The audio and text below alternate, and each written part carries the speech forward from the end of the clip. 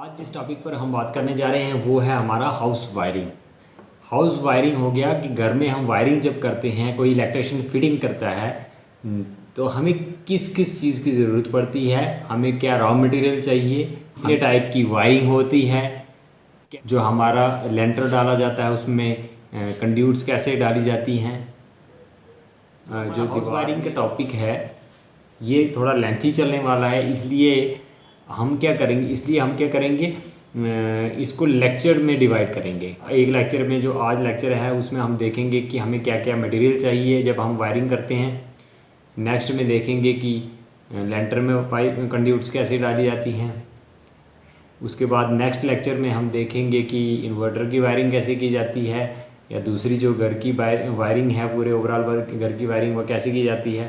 जो protecting devices हमारे MCBs SPNs वगैरह होते हैं वो कैसे इंस्टॉल किए जाते हैं। आज का टॉपिक जो है हमारे पास, उसमें हम देखेंगे कि हमें क्या क्या जो है मटेरियल जो है वो यूज़ होगा, क्या क्या एक्सेसरीज़ जो है हमें यूज़ होंगी एक घर की हाउस वायरिंग के लिए। उसके लिए सबसे पहले आता है हमारे पास one way switch. One way switch जो होता है हमारा वो 5 एम्पेयर का होता है। वन वे स्विच होता है उसको वन वे इसलिए बोलते हैं कि वो एक ही कंडीशन में वर्क करता है, ऑन और ऑफ कनेक्शन को बनाता है, मेक और ब्रेक द कॉन्टैक्ट्स। और एट ए टाइम जो है एक बल्ब को, एक लैंप को कंट्रोल करने के लिए हम क्या इस्तेमाल करते हैं, वन वे स्विच का इस्तेमाल करते हैं। दूसरे आते हैं हमारे पास, उसके बाद सेकंड वन होता है जो स्विच, उसको हम बोलते हैं two way switch. Two way switch जो होता है वो डबल कंडीशन में काम करता है। जैसे हम स्टेयरकेस वायरिंग में हम जो है टू वे स्विच का इस्तेमाल करते हैं, ऑन और ऑफ दोनों पोजीशन में वर्क करता है। तो इसलिए हम क्या करते हैं, जो टू वे स्विच होता है उसको स्टेयरकेस वायरिंग में। हमारे पास एक रोटरी स्विच। रोटर स्विच आपने देखा होगा। रोटर स्विच ट्रांसफार्मर्स हमारे हो गए। यहाँ पर हम स्टेप अप और स्टेप डाउन करने के लिए वोल्टेज को हम क्या करते हैं, रोटरी स्विच का इस्तेमाल करते हैं। हमारे फ़ैन होते थे पहले, आजकल तो डिमर्स आ गए हैं। उनकी स्पीड को कंट्रोल करने के लिए पहले जो हमारे फ़ैन होते थे उनमें भी रोटर स्विच लगा होता था। स्टेप बाय स्टेप हम क्या करते थे, स्पीड को बढ़ाते या कम करते थे। फिर आता है अब आपके पास पुश बटन। पुश बटन जो होता है वो आप देखते हो, पुश बटन मोस्टली आजकल जो ट्रांसफार्मर्स हमारे आते हैं उनके साथ लगा होता है। जब हम सप्लाई कट डाउन हमारी हो जाती है तो हम पुश करके सप्लाई को वापस जो है वो स्टार्ट करते हैं ट्रांसफार्मर से। हमारे पास बेड स्विच। बेड स्विच जो है मोस्टली फ्लेक्सिबल वायर के साथ एक बल्ब को, लैंप को कंट्रोल करने के लिए हम इस्तेमाल करते हैं, और ये भी मोस्टली 5-6 एम्पेयर्स का ही होता है। उसके बाद आते हैं हमारे पास होल्डर्स। होल्डर्स भी अलग अलग टाइप्स के होते हैं, जैसे angle holder, batten holder, pendant holder. हर एक जो होल्डर है जो है इसका हर एक का जो है अपना यूज़ है। अलग अलग जो है पोजीशंस पर इनको इंस्टॉल किया जाता है, लगाया जाता है। जैसे जब हम बैटन वायरिंग करते हैं, कहीं पर कच्चा घर है तो कच्चे घरों में मोस्टली बैटन वायरिंग की जाती है, और बैटन वायरिंग के साथ जो हम होल्डर लगाते हैं वो होता है बैटन। उसका जो आगे से जो एंगल है वो बिल्कुल 90 डिग्री पर होता है, बिल्कुल स्ट्रेट होता है, इसलिए। और बैटन के साथ इस्तेमाल किया जाता है, मोस्टली बैटन वायरिंग के ऊपर इस्तेमाल किया जाता है, इसलिए उसका नाम बैटन होल्डर होता है। दूसरा आता है हमारे पास एंगल होल्डर।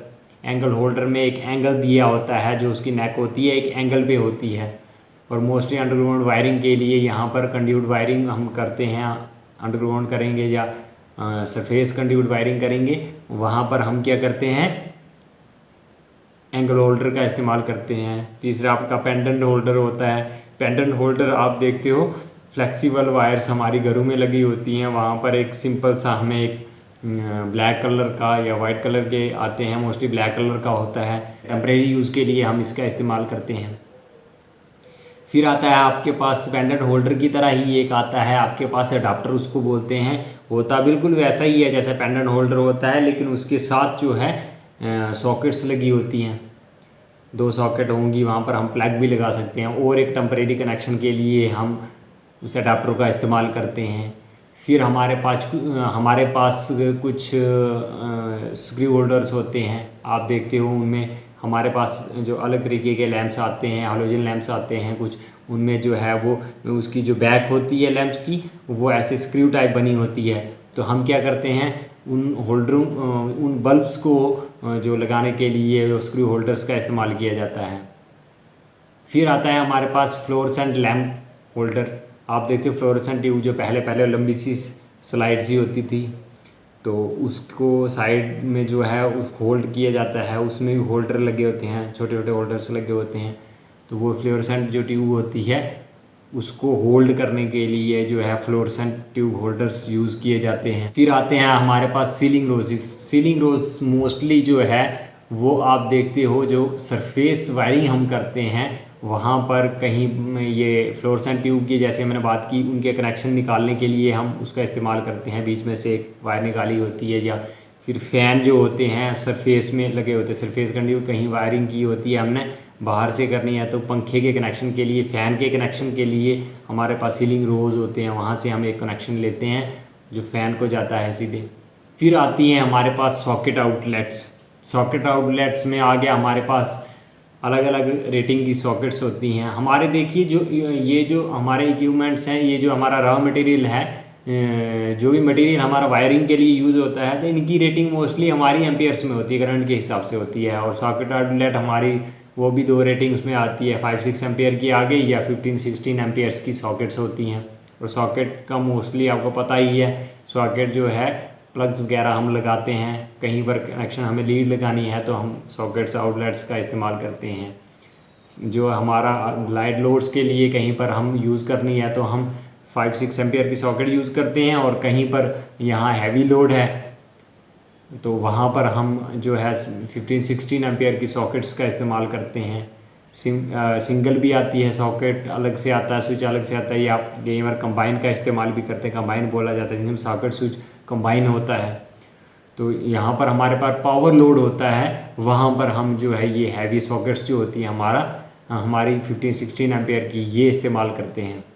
फिर हमारे पास प्लग्स आते हैं, प्लग्स यानी कि टॉप आते हैं, 5-6 एम्पेयर का भी आएगा, 15-16 एम्पेयर का भी आएगा। जो वही हमारी 5-6 एम्पेयर की सॉकेट है या 15-16 एम्पेयर की जो सॉकेट है उसमें जो है टॉप लगाई जाती है। वही जो हमारी वायर है वही पर्पस है, वायर जो सॉकेट्स हम आउट कनेक्शन के लिए कहीं पर कनेक्शन लेना है तो हम जो टेम्परेरी कनेक्शन के लिए हम सॉकेट्स का। फिर आते हैं हमारे पास मैन स्विचेस, ICDP आते हैं, ICDP iron clad double pole switch आते हैं, ICDP iron clad triple pole switch आ गए। डबल पोल हमारे जो होते हैं वो मोस्टली जो है लाइट लोड्स के लिए इस्तेमाल होते हैं, सिंगल फेस के लिए सप्लाई के लिए, फेस न्यूट्रल के लिए।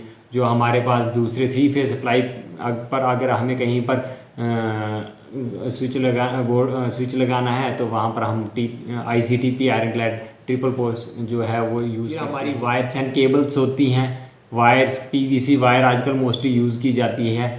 तो जो हमारी PVC जो वायर्स होती हैं इनकी भी अलग अलग रेटिंग है, एज़ पर लोड हम इसके इस्तेमाल करते हैं। कितना लोड है हम देखेंगे, उसके हिसाब से जो वायर का साइज़ है वो इस्तेमाल करेंगे। जैसे हमारे पास 0.5 स्क्वायर mm की वायर आती है, 1 स्क्वायर mm की आई, 1.5 की आई, 2 स्क्वायर mm की आई, 2.5 स्क्वायर mm की आई, 4 स्क्वायर mm की है, 6 स्क्वायर mm की है, फिर 10 स्क्वायर mm, ऐसे जो है एज़ पर जो हमारा जैसे लोड है, जितना लोड बढ़ता जाएगा उतना जो है स्क्वायर mm जो है वो वायर हम ज़्यादा इस्तेमाल करेंगे।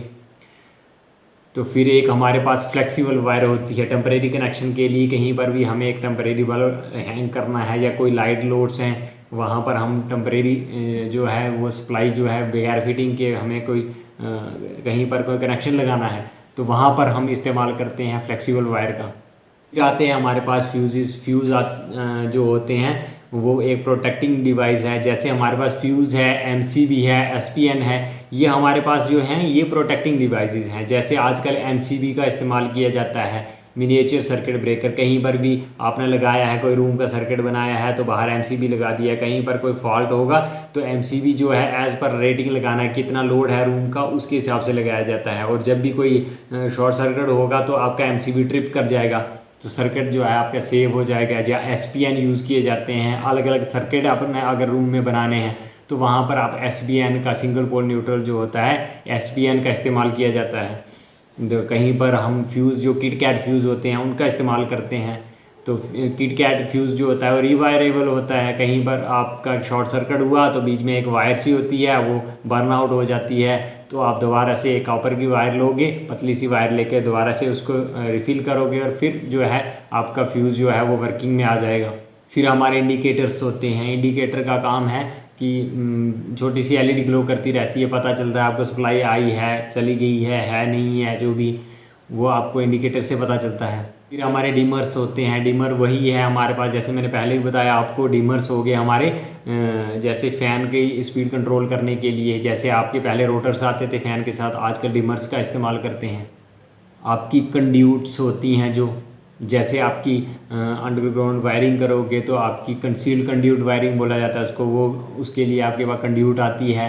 अगर हमें बैटन वायरिंग करनी है कहीं, उसके लिए हमारे पास बैटन आती है, अलग अलग साइज़ की आती है, बैटन का इस्तेमाल करते हैं। फिर इनकी एसेसरीज़ होती है, बैटन नेल्स हो गए, गट्टीज़ वगैरह हो गई। गट्टियाँ हमें चाहिए होती हैं कहीं पर, हमें अगर गट्टी लगानी है तो आजकल प्लास्टिक में आती है, पहले तो वुड की आती थी, आजकल प्लास्टिक की गट्टियाँ आती हैं, तो उसका इस्तेमाल कर सकते हैं हम। स्क्रूज़ आते हैं, मिसलिनियस आइटम में आती हैं, जैसे स्क्रूज़ वगैरह अगर शीट को हमें। फिर हमारा एनर्जी मीटर्स होते हैं, single phase energy meter, 3 face energy meter. जो एनर्जी मीटर के जो होते हैं वो जो एनर्जी कंजप्शन मेजर करने के, देखिए ये मोस्टली जो मैं आपको एनर्जी मीटर के बारे में बताता हूँ, मोस्टली जो क्वेश्चन पूछा जाता है एनर्जी मीटर जो है उसका क्या इस्तेमाल है, किस लिए इस्तेमाल किया जाता है एनर्जी मीटर, तो मोस्टली जवाब देते हैं जी, कोई बोलता है बिजली बताती है हमें कितनी है, कोई बोलता है जी करंट कितनी है, कोई वोल्टेज बताएगा, ये वोल्टेज कितनी है, इसलिए हम एनर्जी मीटर कभी भी ये नहीं बताएगा आपको कि बिजली कितनी है, पावर कितनी है, ये नहीं बताएगा, आपको कंजप्शन बताएगा कि आपने जो पावर जो आ रही है आपके पास, जो एनर्जी आ रही है, आपने कितनी एनर्जी कंज्यूम की है। जो आपने जितनी एनर्जी खर्च की है, कंज्यूम की है, वो जो है एक एनर्जी मीटर आपको बताता है। तो वो जितनी आपने खर्च की होती है तो उसके यूनिट्स के हिसाब से जो है आप को प्राइस जो है वो आपको बिजली का जो है रेंट देना पड़ता है। आजकल जो मोस्टली पहले वुडन के बोर्ड्स हम इस्तेमाल करते थे, आजकल जो है उसको रिप्लेस कर दिया गया, मॉड्यूल्स का इस्तेमाल किया जा रहा है। वायरिंग के लिए मॉड्यूल लगाए जाते हैं। शीट कटिंग का जो है वो जो मेहनत होती थी आजकल वो भी नहीं है, मॉड्यूल्स की शीट्स ही अलग से आती हैं, पहले कटिंग हुई होती है, खाली स्विच ही बीच में हमें एडजस्ट करने होते हैं। पाइपिंग वगैरह करते हैं उसके लिए हमारे पास फ़ैन बॉक्स आते हैं, जंक्शन बॉक्स आते हैं, वो डाले जाते हैं, कंड्यूट्स डाली जाती हैं, कंड्यूट्स भी अलग अलग साइज़ की आती हैं। उसके बाद हमारे पास बेंड्स वगैरह होते हैं, यहाँ पर बेंड्स जो जैसे लेंटर वायरिंग करनी है या हमें कोई दूसरी जो दीवारों में पाइप डालनी होती है तो वहाँ पर बेंड्स का इस्तेमाल किया जाता है। फिर हमारे पास CFLs आती हैं आजकल। CFLs पहले बल्ब्स का इस्तेमाल होता था, आजकल तो बहुत कम यूज़ होता है बल्ब्स का। तो CFLs भी लोड के हिसाब से हैं, जैसे 7 वाट की है, 9 वाट की है, 15 वाट की है, ऐसे रेटिंग बढ़ती जाती है। बल्ब्स हैं आपके 60 वाट के आगे, 100 वाट्स के आगे। डेकोरेटिव लैंप्स वगैरह होते हैं 0.5 वाट के होते हैं। तो CFLs भी होती थी पहले, आजकल उसका भी यूज़ थोड़ा कम हो गया हुआ है। तो आजकल मोस्टली जो है पैनल लाइटिंग होती है, जो पैनल लाइट्स हैं उनका इस्तेमाल किया जा रहा है, कंसील्ड लाइट का इस्तेमाल किया जाता है आजकल मोस्टली। तो आज का जो टॉपिक था हमारा, मैंने आपको बता दिया वायरिंग के लिए कि इलेक्ट्रिशियन को किन किन चीज़ों की ज़रूरत होती है। तो इससे पहला जो मेरा लेक्चर था वो टूल्स के ऊपर था, क्या क्या हथियार हमें चाहिए होते हैं एक वायरिंग के लिए, कि इलेक्ट्रिशियन को किस किस टूल्स की ज़रूरत होती है। आज लेक्चर में मैंने आपको बताया है कि हमें किन किन जो है वो किस मटेरियल की ज़रूरत पड़ती है, क्या क्या चीज़ जो होती है हमारी वायरिंग में एक इलेक्ट्रिशियन को ज़रूरत पड़ती है। नेक्स्ट लेक्चर है उसमें देखेंगे हम कि वायरिंग कैसे की जाती है, इन्वर्टर की वायरिंग कैसे की जाती है, लेंटर में पाइपिंग कैसे की जाती है। तो ये जो कंप्लीट जो है हमारा जो हाउस वायरिंग का जो टॉपिक है, ये हमें 2-3 लेक्चर्स में जाकर कंप्लीट होगा। तो इसलिए जो है मैं मोस्टली आपसे ये कहूँगा कि जो ये हमारा लेक्चर है, आगे वाले लेक्चर भी जो हैं उनको मिस मत कीजिए, ताकि आप जो है पूरी अच्छे तरीके से जो है आपको हाउस वायरिंग की समझ आए।